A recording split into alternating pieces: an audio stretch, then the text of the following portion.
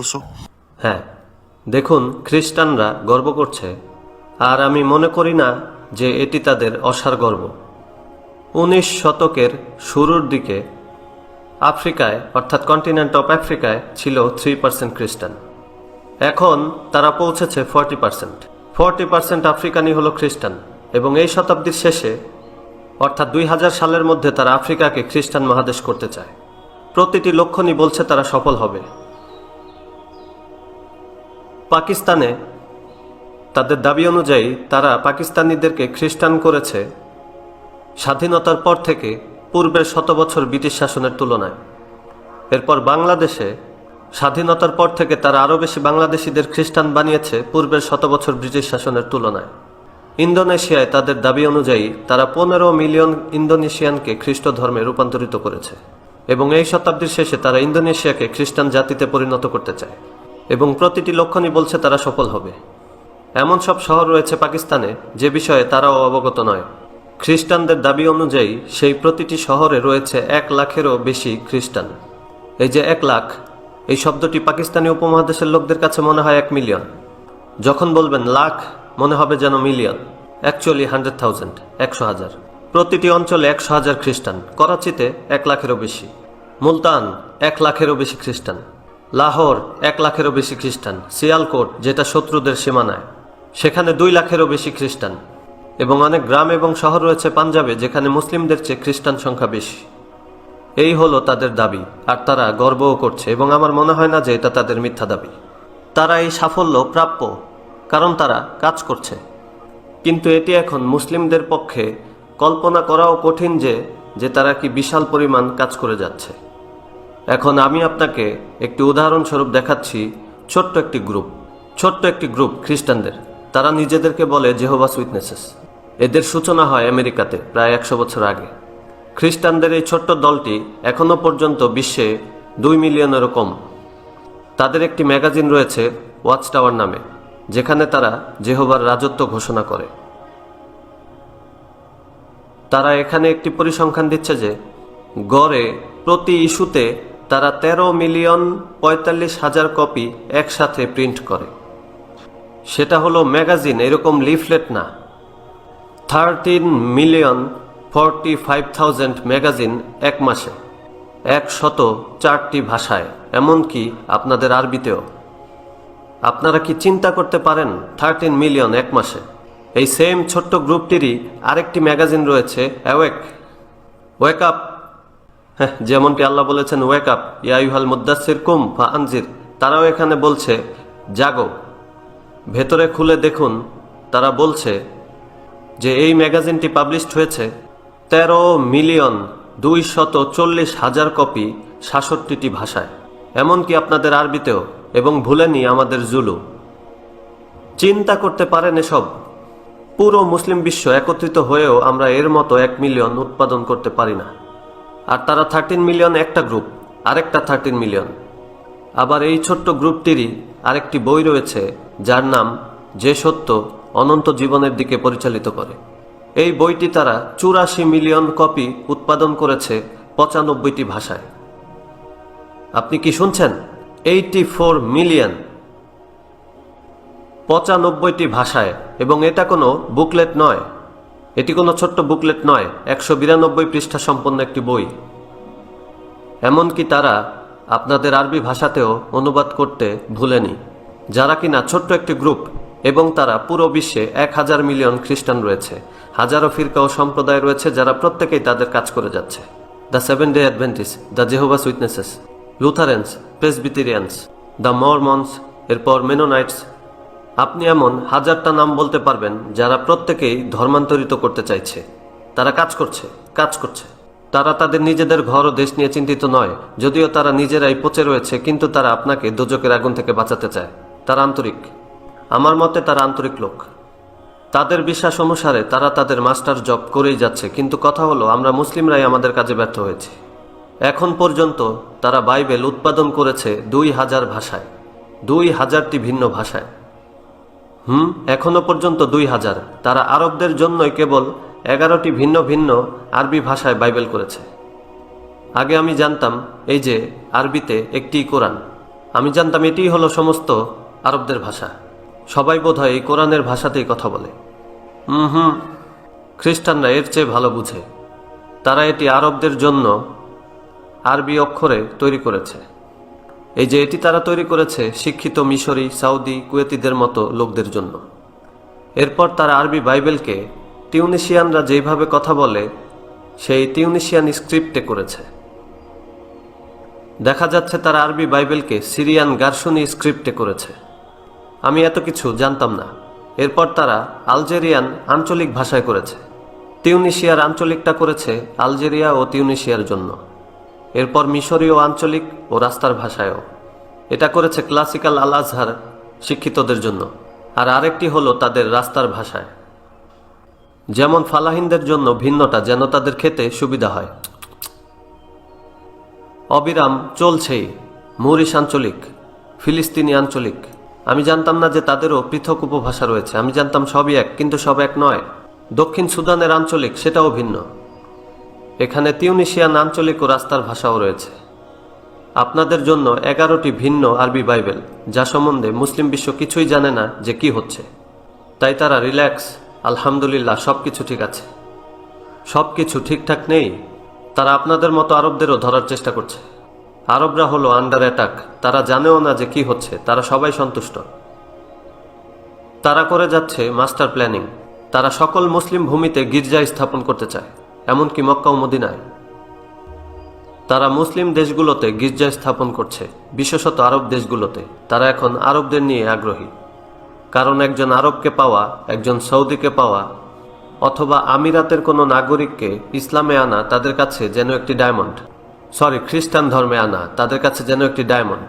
আর অন্যদিকে হাজার হাজার নাইজেরিয়ান, হাজার হাজার চাইনিজ, হাজার হাজার ইন্ডিয়ান তাদের কাছে কয়লার মতো। আপনারা জানেন যে এটি ডায়মন্ডের চাইতেও সস্তা। তারা এখন আপনাদের প্রতি আগ্রহী। আপনারাই হলেন চ্যালেঞ্জ। মুসলিমরা একটি চ্যালেঞ্জ, তাই তারা কঠোরভাবে কাজ করেই যাচ্ছে। কিন্তু মুসলিমরা অচেতন, সে নিশ্চিন্তে বসে আছে। এখন আমাদেরও জেগে ওঠার সময়। খ্রিস্টান মিশনারিরা মাঠে কার্যক্রম প্রচারের ক্ষেত্রে, অর্থাৎ তাদের মিশনারি অ্যাক্টিভিটি, তারা মুসলিমদের মনে এবং অন্তরে প্রবেশের জন্য চেষ্টা করে যাচ্ছে। আর এমন কৌশল ব্যবহার করছে যা মুসলিমরা গ্রহণ করবে। এখানে একটি বই আছে। বইটির শিরোনামে বলা হচ্ছে, আপনার খ্রিস্টান বিশ্বাসকে একজন মুসলিমের সাথে ভাগাভাগি করুন। কিভাবে তার কাছে যাবেন, কোন ব্যাপারগুলো নিয়ে কথা বলবেন, কোন ব্যাপারে কথা বলবেন না। তারা খ্রিস্টান মিশনারিদেরকে এই গোপনীয় কৌশল দিচ্ছে যে কিভাবে মুসলিমদের সাথে কথা বলতে হয়। আর এতে তারা ব্যবহার করছে চমৎকার কিছু কৌশল। তারা এই সুন্দর জিনিস তৈরি করেছে। আমি বলি তোখরা, আপনারা কি বলেন জানি না। বিউটিফুল রাইটিং, অ্যারাবিক এবং কোরআনিক ক্যালিগ্রাফি। আমি যখন এগুলো প্রথমবার দেখেছিলাম তখন আমার কাছে কোরআনের মতোই লেগেছিল। সব কিছুই তো দেখা যাচ্ছে কোরআনের মতো। এবং এটি আমি দেখিয়েছিলাম একজন অ্যারাবিক স্কলারকে, যিনি একজন লেকচারার। আমি তার নামটি ভুলে গিয়েছি, কিন্তু যখন আমি এগুলো তাকে দেখিয়েছিলাম তখন তিনি তাকাচ্ছিলেন এবং ভাবছিলেন। তিনিও ধরে নিয়েছেন এটি কোরআন, কিন্তু তার কাছে সন্দেহ হয়েছে যে কোরআনে এই শব্দটি আছে কিনা। কিন্তু তিনি স্মরণ করতে পারছেন না যে কোরআনে আব্বানা শব্দটি কোথায় রয়েছে। তাই তিনি এই শব্দটি কোরআন থেকে বের করার চেষ্টা করছেন। আব্বা না, আব্বা না, এরকম কিছু কি রয়েছে কোরআনে? তিনি হাফেজ নন, কিন্তু তিনি বলছেন যে এরকম কিছু মনে হচ্ছে না আছে। এরপর আমি তাকে বললাম, এটি কোরআন নয়, এটি হলো পবিত্র বাইবেল। এগুলো হলো খ্রিস্টান কিতাবুল মুকাদ্দাস, খ্রিস্টান কিতাবুল মুকাদ্দাস, খ্রিস্টান কিতাবুল মুকাদ্দাস। এগুলো মুসলিমদেরকে বিনামূল্যে দেয়া হচ্ছে। গরিব মুসলিম, পোর মুসলিম, বিশেষত অনারব অর্থাৎ যারা নন অ্যারাব, যেমন Bangladeshi, Pakistani, Indonesian, Malaysian, Nigerian, Ghanaian, মিশরীয়, ফালাহিন, তারা এটাকে গ্রহণ করবে, এরপর চুমু খাবে, তারপর এটা নিয়ে ঘরের দেয়ালে ঝুলিয়ে রাখবে। এবং কিছু মসজিদেও তারা এগুলো ঝুলিয়ে রাখে। তারা ভাবে এগুলো তো কোরআনের আয়াত। না, সাউথ আফ্রিকাতে এখনো নেই, তবে বিশ্বের সরল সোজা অন্যান্য দেশগুলোতে রয়েছে, যেমন মালাউই, তানজানিয়া, ইন্ডিয়া, পাকিস্তান সহ বিশ্বের মিলিয়ন মুসলিম বিশ্বাস করবে এটি হলো কোরআন। এরপর চুমু দিয়ে দেয়ালে ঝুলিয়ে রাখবে। এটি তাদের একটি টেকনিক। তারা জানে কিভাবে ধরতে হয় ফিশ। তারা জানে মাছ কি পছন্দ করে, মুসলিম সামাক। বুঝলেন? দি আমেরিকান একজন ফিলোসফার বলেছিল, আমার পছন্দ স্ট্রবেরি এবং ক্রিম। যেমন ডেজার্ট, পছন্দ স্ট্রবেরি এবং ক্রিম, কিন্তু মাছ ধরার সময় ব্যবহার করি পোকা। কেন জানেন? কারণ ফিশ পছন্দ করে পোকা। তাই মুসলিম ফিশদের জন্য এগুলো। তারা এসব পছন্দ করে না, বরং ঘৃণা করে। কিন্তু তারা এখন এভাবেই ধরছে মুসলিম ফিশ। এটি দেখুন। তারা আপনাদেরকে অফার করছে 2 বছরের ক্যালেন্ডার ফ্রি। বিউটিফুল। আমি এগুলো একজনকে দেখিয়েছিলাম, যিনি হলেন আরব শেখ। সে বলছে আল্লাহ মুহাম্মদ। বললাম ইয়া আখি, আরেকবার ভালো করে দেখুন। সে বলল আল্লাহ মুহাম্মদ। বললাম ভালো করে দেখুন। এরপর তিনি বললেন আল্লাহ মুহাব্বাহ। একজন আরব শেখ যদি কট খেয়ে যায়, তাহলে কি অবস্থা গরিব বাংলাদেশের? অথবা একজন হিন্দি, ঘানায়ান অথবা নাইজেরিয়ান। দেখে মনে হয় আল্লাহ মুহাম্মদ, আল্লাহ মুহাম্মদ। তারা ধরছে মুসলিম ফিশ। তারা আমাদের সন্তানদেরকে দিচ্ছে স্টিকার। স্টিকার লাগাচ্ছে বইতে। আব্বা না। মুসলিমরা এটি নেয়ার পর ভাবছে রব্বানা আতিনা ফিদ্দুনিয়া হাসানাতাও। না না, এটাই হচ্ছে মানুষের মন। দেখুন, আমরা পরিচিত কিছু পড়লেই মনে হয় যেন এটি আমার স্মৃতিতে যা রয়েছে ঠিক এটি তাই। ধরছে মুসলিম ফিশ, মুসলিম ফিশ। আল কিতাব, আল কিতাব। মনে হচ্ছে যেন জালিকাল কিতাবুল লা রাইবা ফি হুদাল লিল মুত্তাকিন। এটাই তো ভাবছেন, কিন্তু না, এটি পবিত্র বাইবেলের কথা বলছে। তারা এগুলো আপনাদেরকে বিনামূল্যে দিচ্ছে। এই যে এখানে একজন মুসলিমকে দেখতে পাচ্ছেন, দেখে মনে হচ্ছে সুদানি অথবা ঘানায়ান। মুসলিমটি মাটিতে বসে পাঠ করছে সুফি তাসবিহ, সুবহানাল্লাহ সুবহানাল্লাহ সুবহানাল্লাহ, এবং এর উপরে রয়েছে লেখা ইন্নাল্লাহা ইউবাশশিরুকি বিকালিমাতিম মিনহু ইসমুহুল মাসিহ ঈসা ইবনু মারইয়ামা। আরবিতে লিখে রেখেছে। মসজিদের বাইরে মুসলিমদেরকে এগুলো দেয়া হচ্ছে একদম ফ্রি। মুসলিমরা যদি দেখে এটি কোরআনের আয়াত, চুমু দিবে, এরপর বাসায় নিয়ে কোরআনের সাথে রেখে দিবে। এগুলো খ্রিস্টান প্রপাগান্ডা। এখানে আরেকটি বই, কেন আমি খ্রিস্টান হয়েছি, লিখেছে সুলতান মোহাম্মদ পল। আগে ছিল সুলতান মোহাম্মদ, এখন হয়েছে পল। আপনি তো রাগ, কিন্তু যখন বইটি খুলবেন ভেতরে দেখবেন কোরআনের আয়াত। আয়াতগুলো কোরআনের। এটা দিয়ে তারা স্বীকার করছে মুসলিম ফিশ। আমরা যখন কোরআনের আয়াত দেখি, অটোমেটিকলি এটাতে চুমু দিয়ে থাকি। এই অভ্যাসটি আমরা চাষ করেছি। যদি দেখি আল্লাহর কালাম, আল্লাহর কালাম, এটা পাওয়ার পর যদি বুঝেন খ্রিস্টান প্রপাগান্ডা, তাহলে কি ছিঁড়ে ফেলবেন? না না, আল্লাহর কালাম। পুরো ফেলবেন? না না, আল্লাহর কালাম। তো কোরআনের পাশেই রাখলেন, যা কিনা ঘরে একটি সাপ। এখন আপনি এই সাপটিকেই রক্ষা করছেন ধ্বংস থেকে। এটাই হচ্ছে তাদের মাস্টার সাইকোলজি। দেখুন আরেকটি, কাইফা নুসল্লি। প্রোডাকশনটি অনুভব করুন, মনে হয় সিল্ক। কাইফা নুসল্লি আমাদের সলাত নিয়ে উপহাস করছে। আপনি যদি এর সাথে একমত নাও হন, তবুও এটি না পড়ে থাকতে পারবেন না। দেখুন কত সুন্দর প্রোডাকশন। তারা তাদের কাজ করছেই, করেই যাচ্ছে। সবগুলোই এমন, এরকম অসংখ্য রয়েছে। আমি যদি একটা একটা করে দেখাতে থাকি, এখানে দেখুন একটি লোককে, লোকটিকে দেখুন, আশ্বাসের উৎস। এই লোকটি একজন হিন্দি, তার নাম কে আলাউই। সব মুসলিমই বলবে সে মুসলিম, আর দেখতেও মুসলিমের মতোই। আপনি আমার ইন্টারভিউয়ার, অথচ আপনি ক্লিন শেভ করা। আর এই লোকটিকে দেখুন, তার রয়েছে স্ট্যান্ডার্ড সাইজের দাড়ি, যেমন জুলফা। আমাদের নবী সাল্লাল্লাহু আলাইহি ওয়াসাল্লামের মতো সেও লম্বা চুল রেখেছে, জুলফা। এটিও যেন সিল্ক, আরবিতে। আপনি যদি ইংলিশ না জানেন, তাহলে রয়েছে অ্যারাবিক। পড়তে চাইবেন না? ফ্রি, বকশিশ। সবগুলোই দেয়া হচ্ছে বকশিশ, বকশিশ, হাদিয়া, হাদিয়া, হাদিয়া। এগুলো দিয়েই স্বীকার করছে মুসলিম ফিশ। এখন এগুলোর সমাধান কি? দেখুন, যদি নিজের সম্পর্কে বলি যা আমি করছি, আমি নিজের ঢোল নিজেই পিটাচ্ছি। আমি চাই মানুষ আমাকে জানুক। ও আল্লাহ, আমার এটি প্রয়োজন নেই, আমার এটি দরকারই নেই। আমার এখন ৭৬ বছর বয়স। আমি নতুন কোনো বউ খুঁজছি না। এবং আলহামদুলিল্লাহ, আল্লাহ আমাকে সুখে রেখেছেন। আমি যেই স্যালারি পাই তাতেই ভালো আছি। আমার কোনো কিছুরই প্রয়োজন নেই। আমি আমার কোনো বই বিক্রয় করি না। মিলিয়ন মিলিয়ন বই বিনামূল্যে দিচ্ছি। আমার বইগুলোতে কোনো কপিরাইটও নেই। আমার ভিডিও টেপগুলোতেও কোনো কপিরাইট নেই। আপনারা বিক্রয় করুন, ব্যবসা করুন, উপার্জন করুন। আমি কি চাইতে পারি? নিজেকে প্রমোট করব। কি প্রমোট করব? কি লাভ হবে? কিন্তু এবারে সত্যিকার জবানবন্দি আসে শত্রুপক্ষ থেকে।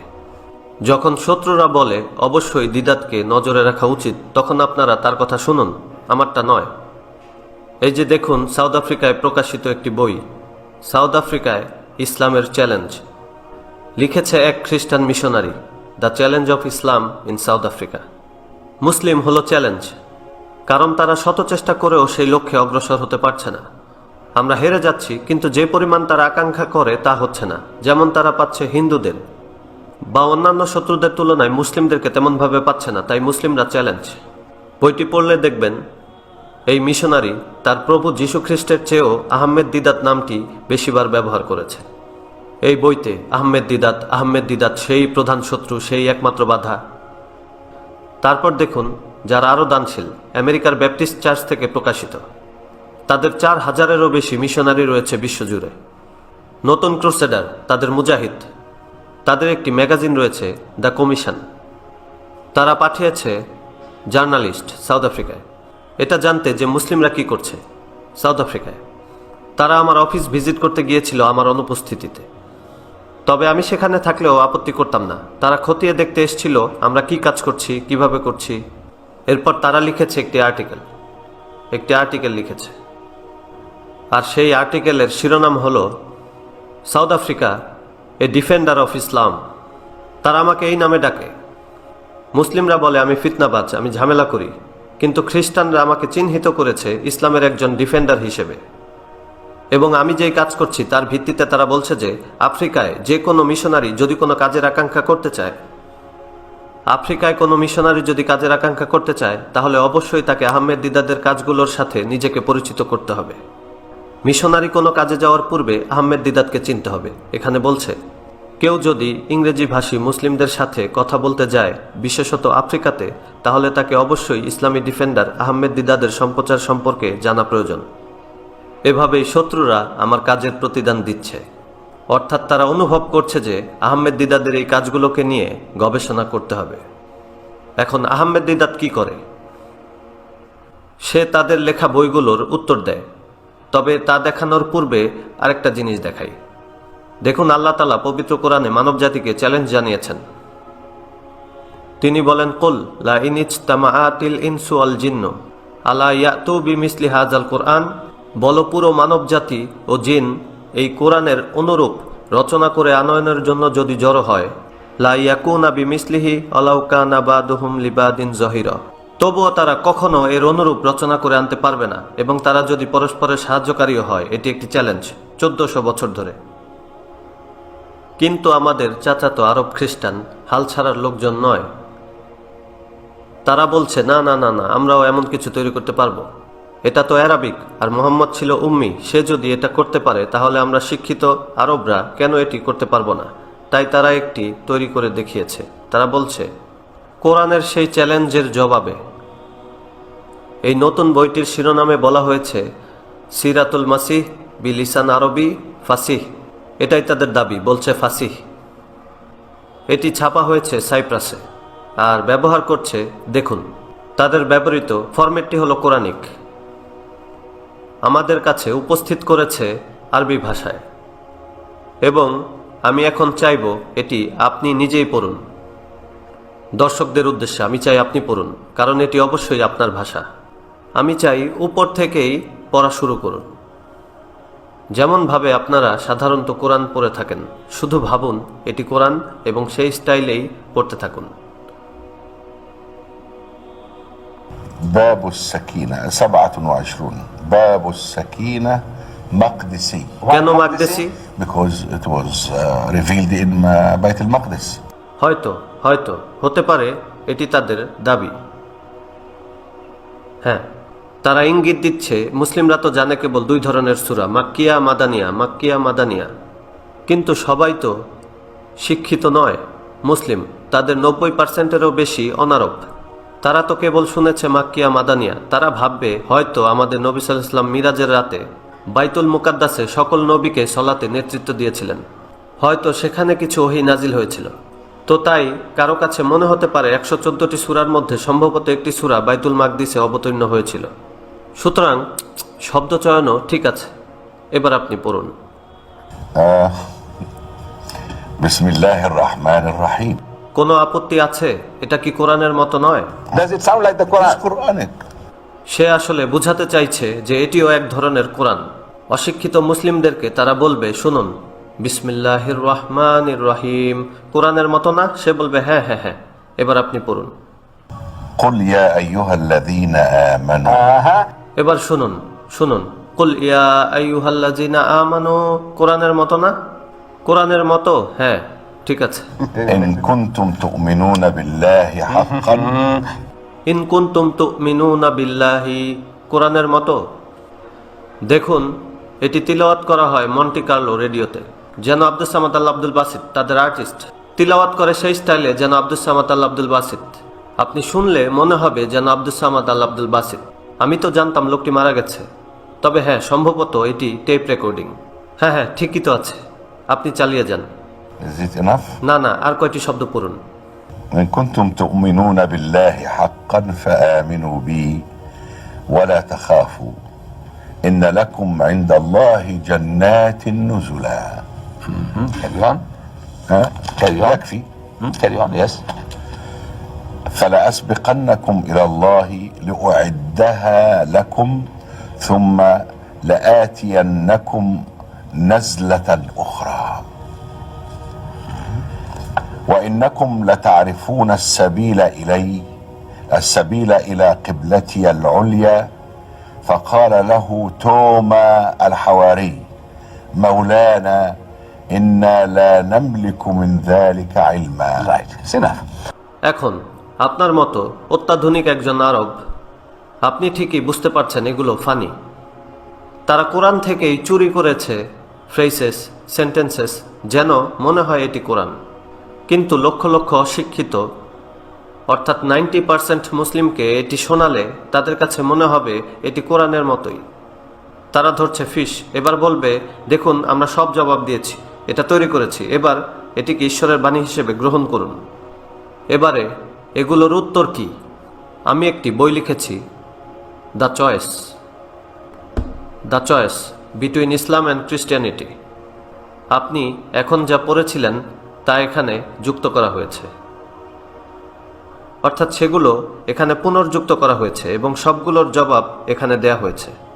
এবং এই বইতে আমরা আল্লাহর কালামের আদেশ নিষেধ ব্যবহার করেছি, যেমনটি আল্লাহ বলেছেন উদু ইলা সাবিলি রব্বিকা বিল হিকমাতি। এই হিকমা ব্যবহার করেছি ইসলামী বার্তা পৌঁছানোর ক্ষেত্রে। এই সমস্ত খ্রিস্টান প্রপাগান্ডার উত্তর এখানে দিয়েছি। কিভাবে তার বই তার বিরুদ্ধেই ব্যবহার করবেন, তার বুরহান তার বিরুদ্ধেই। তারপর আমরা মার্কিন যুক্তরাষ্ট্রের প্রতিটি সিনেটরের কাছে এগুলো প্রেরণ করেছি। এর মধ্যে রয়েছে প্রেসিডেন্ট বিল ক্লিন্টন। আমরা তাদের প্রতিক্রিয়া রিসিভ করেছি। বইটির পক্ষে তাদের প্রতিক্রিয়া। ফ্রম আমেরিকা তাদের প্রতিক্রিয়া, তারা হলো house of representative, Washington DC. ধন্যবাদ চয়েস বইটি পাঠানোর জন্য। স্বীকার করছি আমি ইসলাম ধর্ম সম্পর্কে তেমন জানি না, আর তাই আপনার বইয়ের মাধ্যমে আরও শেখার প্রত্যাশায় আপনাকে আবারও ধন্যবাদ আমার কথা চিন্তা করার জন্য। এরপর দেখাচ্ছি অন্য আরেকটি প্রতিরক্ষা বিভাগের সহকারী সচিবের কার্যালয় থেকে লম্বা চিঠি। থ্যাঙ্কস যুক্তরাষ্ট্রের Congress house of representative. Beautiful acknowledger letter thanks. মনে হচ্ছে তারা এই নীতিটি জানে, লাইন শাকারতুম লা আজিদান্নাকুম। তারা জানে না কোরআন, কিন্তু জানে সাইকোলজি। যদি কৃতজ্ঞ হও তবে আল্লাহ আরও বেশি দিবেন। থ্যাঙ্কস তারা তাদের কাজ করেছে। এটা পাঠিয়েছে বিল ক্লিন্টনের ওয়াইফ। সে পাঠিয়েছে একটি কার্ড, বিউটিফুল কার্ড, খুবই সংক্ষিপ্ত। সে বলেছে আপনার চিন্তাশীল উপহারটি আমার কাছে অনেক অর্থবহ। আপনাকে ধন্যবাদ এই বিশেষ উপায়ে আমাকে স্মরণ করার জন্য, হিলারি রোডহ্যাম ক্লিন্টন। এবং এই উপায়ে আমরা এখন বলছি উদু ইলা সাবিলি রব্বিকা বিল হিকমাতি। আমাদের এই বইটি প্রচার করতে হবে। আমরা এই পর্যন্ত এটি 2 লক্ষ উৎপাদন করেছি এবং আমরা পরবর্তী 3 লক্ষ উৎপাদন করতে যাচ্ছি। নিজের জ্ঞানকে সশস্ত্র করার জন্য আমি দেখতে চাই যে প্রতিটি মুসলিমের কাছে এটি রয়েছে। বন্ধুদেরকে উপহার দিন, আপনার খ্রিস্টান কর্মচারী অথবা নিয়োগকর্তাকে। আপনাদের এখানে ফিলিপিনো মেয়েরা কাজ করছে, তাকে দিন। আপনাদের বাড়িতে শ্রীলঙ্কান মেয়েরা কাজ করছে, তাদেরকে দিন। আপনাদের বাড়িগুলোতে হিন্দি মেয়েরাও তো কাজ করছে, তাদেরকে দিন। পড়তে পারুক বা না পারুক, তাদেরকে উপহার দিন। এই বইটি পাওয়া যাচ্ছে আবুধাবিতে 5 দিরহামে একটি বই। দেখুন, হার্ড কাভার, গোল্ড এম্বস, 230 পৃষ্ঠা, দাম 5 দিরহাম। আপনি এর ভ্যালু বুঝবেন যখন এই কার্ডটি দেখবেন, যেটা আমি সকালে আবুধাবি থেকে পেয়েছি, ক্রিসমাস কার্ড। এই কার্ডটির মূল্য 5 দিরহাম 50 ফিলস। এটি 50 ফিলস বেশি। 5 দিরহাম 50 ফিলস, আর এটি মাত্র 50 দিরহাম, 230 পৃষ্ঠা, হার্ড কাভার, গোল্ড এম্বস। আমি বলি এটি আপনার দেশের লোকজনকে উপহার দিন। Happy Christmas, happy new year, any excuse, Eid আসলে খাঁটি উপহার হিসেবে দিন। সুতরাং এইভাবে আপনি নিজের সামান্য উপায়ে দাওয়া কাজে জড়িত থাকতে পারেন। তো জনসাধারণের কাছে এটি আমার বিনীত পরামর্শ। এরপর আমরা যেই অভাব বোধ করছি তার অন্যতম প্রধান কারণ হল, দেখুন, খ্রিস্টানদের রয়েছে একটি প্রোগ্রাম। আমাদের রয়েছে দারুল উলুম ইন্ডিয়াতে, পাকিস্তানে উম্মুল কোরা, মাদিনা ইউনিভার্সিটি, আল আইন সহ বিশ্বের সমস্ত মুসলিম ইউনিভার্সিটি জুড়ে, এমনকি আল আজহার। তারা কয়টি ভাষা শেখায়? অ্যারাবিক, আরেকটি বিদেশি ভাষা, হয়তোবা কিছু ইউনিভার্সিটিতে ইংলিশ, হয়তো কিছু ইউনিভার্সিটিতে ফ্রেঞ্চ, 1টি বা 2টি। এর কারণ হলো আপনাদের লক্ষ্য হচ্ছে সেই সমস্ত শেখ এবং ইমাম তৈরি করা যারা কেবল লোকদের সলাতের ইমামতি করবে। মুসলিম বিশ্বের ইমামের দরকার, তারা ইমামতি করবে, খুতবা দিবে, তারা খতিব হবে। আপনারা কেবল ইমামতি করারই প্রশিক্ষণ দিচ্ছেন, যারা দিবে খুতবা আপনারা বানাচ্ছেন না দায়ী। এই জন্য আপনাদের অন্য ভাষা দরকার নেই। আমেরিকাতে আরেকটি ছোট্ট গ্রুপ রয়েছে যারা নিজেদেরকে বলে মরমনস। তারা গির্জা তৈরি করেছে এই দুবাই। আপনি হোটেলগুলোতে প্রদত্ত ম্যাগাজিনে দেখতে পাবেন, প্রতিটি রুমেই রয়েছে সংযুক্ত আরব আমিরাতে দর্শনীয় বিষয়সমূহ, এবং আপনি সেখানে দেখতে পাবেন গির্জা আর গির্জা। আপনারা মরমন চার্চ দেখতে পাবেন এই দুবাইতে। মরমন এদের উৎপত্তি সল্ট লেক সিটি, আমেরিকা। তারা তাদের ইউনিভার্সিটিতে শেখাচ্ছে 38টি ভাষা। আপনারা কি শুনতে পাচ্ছেন? 38টি ভাষা। একজন আমেরিকান এই 38টি ভাষা দিয়ে কি করে? হ্যাঁ, বিশ্বের সমস্ত ইউনিভার্সিটিতে শেখানো হয় একটা বা দুইটা। তাদের ইউনিভার্সিটিতে শেখায় 38। কেন 38? তাদের একটি মিশন। তাদের সিস্টেমে প্রতিটি মরমন দাওয়ার জন্য তার জীবনের 2টি বছর উৎসর্গ করে, ফ্রি, একদম বিনামূল্যে তার জীবনের 2টি বছর। আমরা আমাদের সম্পদের 2.5% দিয়ে থাকি, সময়ের 2.5% নয়। কিন্তু তারা তাদের মিশনারি কার্যক্রমের জন্য জীবনের 2টি বছর উৎসর্গ করতে প্রস্তুত। ইউনিভার্সিটি পর্যায়ে তাদেরকে জিজ্ঞেস করা হয়, যখন তুমি হবে কোয়ালিফাইড, তোমার দাওয়া কাজের জন্য কোথায় যেতে চাও? হয়তো সে বলল আফ্রিকা। কোন আফ্রিকা? কোন উপদেশে তুমি যাবে? সে বলল সাউথ আফ্রিকা। তারা বলল, ভালো, কোন ভাষা শিখতে চাও? তাদের তো অনেক সম্প্রদায়, কোন সম্প্রদায়ের কাছে যাবে? এর মধ্যে তাদের রয়েছে 11টি ভাষা। বর্তমানে সাউথ আফ্রিকায় সরকারি ভাষা রয়েছে 11টি: ইংলিশ, আফ্রিকান, জুলু, থঙ্গা, চুয়ানা, চঙ্গা। 11টি ভাষা। কোনটা শিখতে চাও? তাহলে আমি শিখবো আফ্রিকানা, যেটা সরকারি। তারা বলল, রাইট, তুমি শেখো আফ্রিকানা। আবার কেউ বলল, আমি শিখবো জুলু। তারা বলল, শেখো জুলু। যদি যাও পাকিস্তান, শেখো উর্দু। যদি যাও ইন্দোনেশিয়া, শেখো ইন্দোনেশিয়ান। যদি যাও মালয়েশিয়া, শেখো মালে। 38টি ভাষা তারা শিখছে, কারণ তাদের রয়েছে একটি লক্ষ্য। আমাদের কোনো লক্ষ্য নেই, তাই আমরা আরবি নিয়েই সন্তুষ্ট। কেননা সলাৎ পড়াতে ও জুমার খুতবা দিতে আপনাদের অন্য কোনো ভাষার প্রয়োজন হয় না। সুতরাং তারা এমন কাজের জন্য বের হচ্ছে যার জন্য তাদের লোকদের প্রশিক্ষণ দিচ্ছে। আমরা আমাদের কোনো দাওয়া কাজের জন্য বাইরে যাচ্ছি না, এটি আমাদের পাঠ্যক্রমেও নেই। আর তাই আমরা শেখাতে চাই কম্পারেটিভ রিলিজন। কিভাবে কথা বলবেন ইহুদির সাথে হিকমার সাথে, কিভাবে কথা বলবেন খ্রিস্টানদের সাথে হিকমা দিয়ে, কিভাবে কথা বলবেন হিন্দুদের সাথে হিকমা দিয়ে, কিভাবে কথা বলবেন নাস্তিকদের সাথে হিকমা দিয়ে।